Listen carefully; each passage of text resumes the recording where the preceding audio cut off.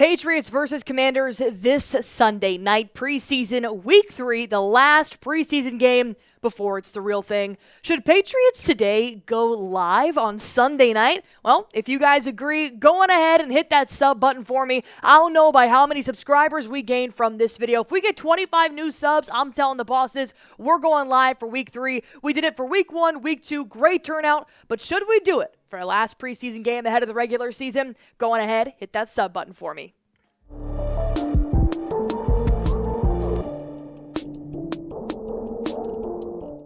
Did Elliot Wolf from the New England Patriots commit highway robbery? We're going to talk about that here on Patriots Today by Chat Sports. I'm your host, Allie Barefoot, and I truly believe they have picked up two players in this offseason that could make a huge difference for the New England Patriots, which weren't even on my radar. Not by the draft, not after the draft, but Elliot Wolf saw something for the future of the Patriots defense primarily that I think is going to make a huge splash this upcoming season. And when we're talking about highway robberies, we're talking about Oshane Ximines, the linebacker that came from the New York Giants. I'm going to break that down. Don't click out of the video yet, because I know he hasn't had the best record in the NFL, but I do believe the Patriots stop is going to be the end-all, be-all. Back half of the show, Dell Pettus fighting for a 53-man roster spot. Jerod Mayo speaks out, and then we know that we have Kyle Duggar and Jabril Peppers, but after that, Dell Pettus might actually have a spot at making the 53-man roster, so you're going to want to stick around for that. But let's go ahead and talk about Oshane Ximines. Big Ox is what they've been calling him. We know that he has been in the league for several years now. He's 27 years old, about 2 years older than I am, and it hasn't really gone that well for Mr. Ox in the NFL. But I was talking to Giants Now host Marshall Green, and he said, hey, look, every time a player leaves the Giants, they become good. For some God-known reason, they thrive in another environment that's not in New York, so maybe New England is where he's really gonna show out, because so far, here's what Ox has done. In 2022, he had probably his best year with the New York Giants. 2023 only played about 4 games, so it wasn't that much. He accumulated like 7 tackles, but he's got the shape. He's got the build. He's got the experience to be a pretty good linebacker in a rotational position for the New England Patriots. His overall career stats, 71 total tackles, 6.5 sacks. That needs to shoot up. 1 forced fumbled, but 6 passes deflected. But let's hop back here to why I'm talking about the New York Giants and what he's done on their resume so far is that the NFL really hasn't been too kind to him. He dropped a little bit in the NFL draft long time ago back in 2019, but then like you saw, in a couple of years with the New York Giants, he only had 6.5 sacks. That's really not going to cut it. Matthew Judon can have 6.5 sacks in 4 games. For you to accumulate that many sacks, it needs to change if you're now going to start to maybe make this 53-man roster and even break this rotation, because now that Matthew Judon is gone, there is an open window at that edge rusher position that I do believe Oshane Ximines can probably fill. Maybe not as a starter, but maybe a second string, because in my opinion, Oshane Ximines is a 3-level defensive threat. We may not have seen that when it came to the New York Giants. But now, with Jerod Mayo, defensive-minded head coach, and now you're running with DeMarcus Covington, I have seen phenomenal pass rushing skills. I have seen his run defense. I have even seen him drop back in coverage, and I've got the stats right here for you. So far in the preseason, before you come in the comments and say, Ellie, it's just preseason, nobody cares. I care.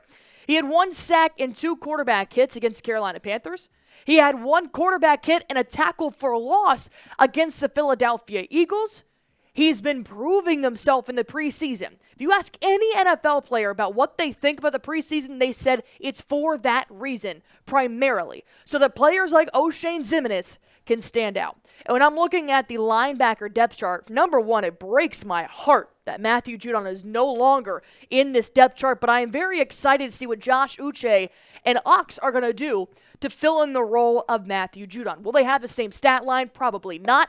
I do believe Anthony Jennings could also switch over, play either side. He could be a really big step up for that hole that Matthew Judon has now left in the linebacker room. But as you see, Ximines has had a very impressive preseason, not just in those games I just mentioned, but also in practice. It's translating very well Even when the Patriots throw in Joe Milton, Bailey Zappi, Drake May, Jacoby Brissett, any quarterback the Patriots have been running with in their offensive practices, Ox knows how to find them, how to pressure them, how to make their lives a little bit more hellish. And that's what I have liked about Ox. But I understand that when you have a resume in the NFL that hasn't really popped out to anything, I do believe DeMarcus Cousins and Jerod Mayo can get the most potential out of Ox this season, whereas the New York Giants may just not have known what to do with him. So when I look at his strengths, the number one thing that stands out to me the most is how he's a stand-up rusher. He can have his hand flat out in the dirt, or he can have his hands on his knees ready to blitz at any moment. I think that just screams versatile when I'm looking at an offense, when I'm looking at an outside linebacker. Plus, he's been phenomenal in both the pass rush and as a run defender. We know that Anthony Jennings, he thrives more so in the run defense. But what I liked about Judon is that he thrived in the pass rush. Well, now if you've got a player on the opposite edge that can do both, you fill a little bit more holes there. Same with Christian Barmore, who's not going to be playing for indefinite amount of time because he's out with blood clots. That would really help in the pass rush. And I love his first step explosion. He makes it very hard to be blocked by an offensive lineman or a tight end because of how hard he goes on that first steps. Whether his hand's in the dirt or whether he's standing up, he knows which direction he needs to go to juke out his defender, his blocker, in order to put pressure on the quarterback. But he's not perfect, or else a lot of teams would have wanted him in free agency. So the thing that I look at in weakness here is his lack of tackle/sack production. Don't be weird about that. 6.5 sacks over the course of a few years isn't very good. Not to mention only having 70 total tackles as a linebacker since 2019 also isn't very good. So I'm wondering now, with a more defensive-minded head coach, is something else going to come out of him? Is there a dog inside of him that is going to showcase when it comes to tackles? Because what I've seen from the preseason, he's headhunting. And that's what I would like to see translate to the regular season. Plus, quickness is a concern. Not so much that first step explosion, but after that. The lateral quickness is where I start to have a little bit of question because you know you're going to have to go numerous ways to get around maybe one or two offensive linemen to reach your quarterback. I've seen some explosive plays, but we have been going up against second-string offenses so far. Plus, my main question is, can he hold up as a run defender? Yes, it's preseason, which means probably everybody's going to thrive in numerous areas in the football field because you're kind of playing the JV team. But in the regular season, going up against their ones, can he still hold up in that run defense, or is he primarily a pass rusher? Well, here is what the outside linebackers coach had to say, Drew Wilkins, on Ox, saying, Ox has been great. He came in here, learned the playbook quickly, humble approach to everything, a guy that wants to play the run, set the edge, and do the dirty work. He fits right in with this defense. I have no doubt about that. And with Matthew Judon now no longer being on the Patriots 53-man roster, I do see Ximines having a bigger role this year, maybe behind Jennings and Uch. But I do believe that Oshane Ximines was a steal for the defensive-minded Patriots this season. Now looking ahead to what happened with Judon, I am very glad Elliot Wolf took off this highway robbery. Could Oshane Ximines be a Matthew Judon replacement? Type Y for yes, type in for no. Maybe not in the sense in the stat sheet. He's probably not going to have 15 sacks this season. But do you think he can fill some holes? Let me know in the comment section down below. While you guys are doing that, I've got to let you know about our sponsor here on Patriots Today by Chat Sports. I'm talking about GameTime, the best app to go get your tickets for anything that you would like to see. Comedy, sporting event, concert. I just went to AT&T Stadium using GameTime. I did not see the Cowboys. I would never do that. I saw Zach Bryan. It was a fantastic concert. I used GameTime. But like I said, there's one more preseason game left for the New England Patriots right now going up against the Washington Commanders. I know you guys see that middle picture right there. That is $15 to get some pretty good seats to watch what would probably be first-string players for the Patriots, since Jerod Mayo said anybody that's healthy will be playing on Sunday. So if you guys want to go see the Patriots in action this Sunday or anytime this season, go on ahead, download the GameTime app. Use promo code CHATSPORTS, CHATSPORTS. That's going to get you guys $20 off your first purchase while terms do apply. They already offer the lowest price guaranteed, so might as well get another discount by using promo code CHATSPORTS for $20 off while terms do apply. Go on ahead, download GameTime today. I know you will not regret it. Let's talk about Dell Pettus, shall we? The safety that's fighting for his life on this 53-man roster. I have always really appreciated the secondary in the sense of Duggar and Peppers. Jalen Hawkins also making a name for himself right now in the preseason. Same with Brendan Schooler. But Dell Pettus, the UDFA, what do we know about him? Other than the fact that he played for Troy last year, was not drafted in 2023 at 74 total tackles, 1 sack, 1 fumble recovery, in 4 passes deflected. Standing at about 5'11", 200 pounds, I do believe that Dell Pettus is putting everything out there on the field in preseason and in practice. And if he does make this 53-man roster, I think he is going to be lights out in the secondary as a backup option. So far, what he's done in the preseason has been nothing short of perfect. You're telling me he's got 8 solo tackles and no misses this preseason? That's huge. A solo tackle for a safety is what I always love to hear. You want to have an assist, that's great. But if you have a solo tackle, you're doing your job. You are the last line of defense. Whether you're coming up to help or you're staying back, if you can tackle on your own, you are always and forever a winner in my eyes. And the same thing as Ox, he's got some strengths, he's got some weaknesses. But when I look at Dell's strengths, I'm looking at an elite separator.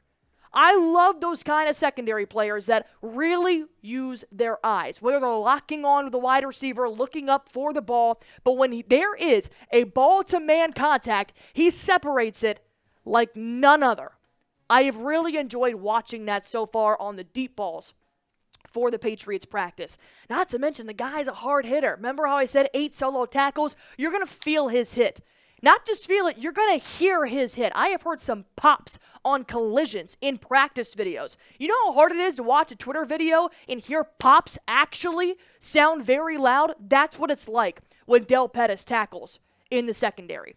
Plus, he provides physicality against the run. I'm not saying he's perfect, but throwing another body in there, yes, he may be 200 pounds, 5'11", but that's a good frame for a safety, in my opinion, to be able to hit as hard as he does. And it's another body that's going to be in that dog pile. But the UDFA, there's a reason why he wasn't drafted, is because he's got some weaknesses. He needs to tighten up his back pedal just a little bit. Tends to be a little bit sloppy, not so much on target. And when you are going to be following some ones in the NFL regular season, you're going to have a quicker step. You're going to have to be more trustworthy in where you're going behind you. Number 2, he struggles in zone coverage. You want to put him in man-to-man, like I said, an elite separator? He's pretty much good. He's white on rice. He's got that covered. When you put him in the zone, that's where the separation starts to divide. It starts to grow a little bit more. Keeping up with this guy, not to mention realizing who he should be having and who should be having his back. That's going to be a little bit to work on. And I've seen him be a little overzealous on targets. He's got a great knack for reading the quarterback and where that ball is going to go, but he might jump a little bit too early. He might try to deflect a little bit too early, making it a little overzealous and a completed pass. He needs to be better on his timing. And I think that'll come it'll kind of come with all of these 3 things. A little bit more experience. He's still a rookie, even though he's undrafted. And I do believe those weaknesses can be turned into strengths. Not to mention, there is still a shot for Dell to make the 53-man roster. Jerod Mayo said this morning he's making a case for himself, not only defensively, but on special teams. It's going to be a tough decision there, whether they're going to have to cut him, waive him, practice squad him. But it sounds like Dell is making himself a versatile player, not just in the secondary, like Mayo said, but also on special teams, which can go a long way. So my question now to you guys is, will Dell Pettus make the 53-man roster? Type Y for yes, type N for no. Let me know what you guys think in the comment section. And as always, if you want us to go live on Sunday night for Patriots versus Washington, I need 25 new subscribers on this video so that I can show proof to my bosses that Patriots fans want to go live on Sunday with myself on Patriots Today by Chat Sports.